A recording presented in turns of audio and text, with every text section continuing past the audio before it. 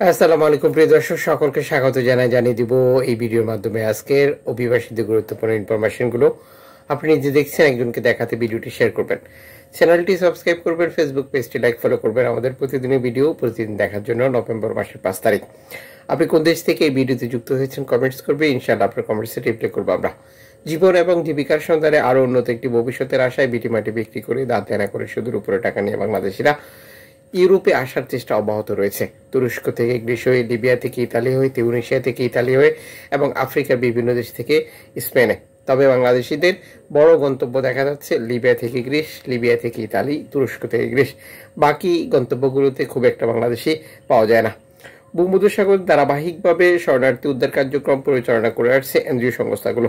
সর্বশেষ বার্তা, একটি এনজিও সংস্থা 2টি নৌকা শরণার্থী উদ্ধারের নতুন তথ্য শেয়ার করে সামাজিক যোগাযোগ মাধ্যমে ভিডিও পোস্ট করেছে, যেখানে তারা দেখিয়েছে লিবিয়ান উপকূল থেকে 40 মাইল দূরে বিপদগ্রস্ত অবস্থায় থাকা শরণার্থীদের উদ্ধার কাজে এগিয়ে এসেছিল তারা, যেখানে 37 জন শরণার্থী এবং অন্য একটি নৌকায় বাকি শরণার্থী মিলে টোটাল 65 জন শরণার্থী উদ্ধার করেছে পৃথক পৃথক অবস্থান থেকে।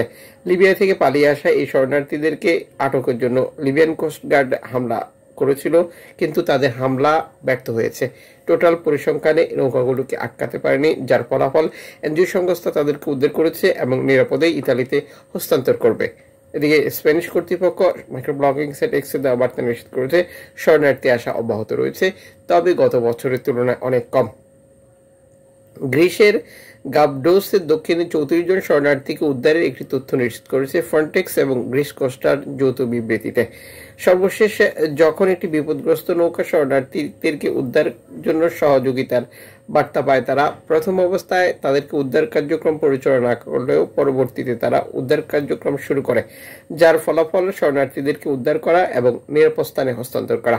যদিও এই প্রতিবেদনে নিশ্চিত করা হয়নি যে অভিবাসীদের জাতীয়তা কোন দেশের ছিল বা নৌকাটি কোথা থেকে ছেড়ে এসেছে। এদিকে অ্যালার্ম ফোন রেডিও টেকনোলজি একটি মিচিং বক্তব্য প্রকাশ করেছে, যেখানে 24 জন শরণার্থী গত 24শে অক্টোবর ছেড়েছিল আলজেরিয়া থেকে, কিন্তু এখন পর্যন্ত তাদের সর্বশেষ অবস্থান তারা নিশ্চিত করতে পারেনি। পরিবারের সদস্যরা অ্যালার্ম ফোন রেডিও টেকনোলজি সহ মানবাধিকার সংগঠনগুলোর সাথে যোগাযোগ রক্ষা চলেছে কোনো দুর্ঘটনা বা তাদের সর্বশেষ কোনো অবস্থার ব্যাপারে তারা কোনো তথ্য দিতে পারে কিনা। টুইটারমাল মাইক্রো ব্লগিং সাইট এক্সে দেওয়া বার্তা নিশ্চিত করেছে বিপদগ্রস্ত অবস্থা থেকে তারা 16 জন শরণার্থীকে উদ্ধার করেছে, যাদেরকে নিরাপদে ইতালিতে হস্তান্তর করা হবে ইতালি সরকারের সিদ্ধান্ত অনুযায়ী। এদিকে আফ্রিকার বিভিন্ন দেশ থেকে স্পেনের উপত্যকা দ্বীপগুলোকে টার্গেট করে গত বছর যে পরিমাণে শরণার্থী এসেছিল, চলতি বছরে সেই পরিমাণে শরণার্থী আসছে না। শরণার্থী সংখ্যা গত বছরের তুলনায় এবার অনেকই কম, একবারেই নগণ্য হিসেবেও এই প্রতিবেদনে যুক্ত করা হয়।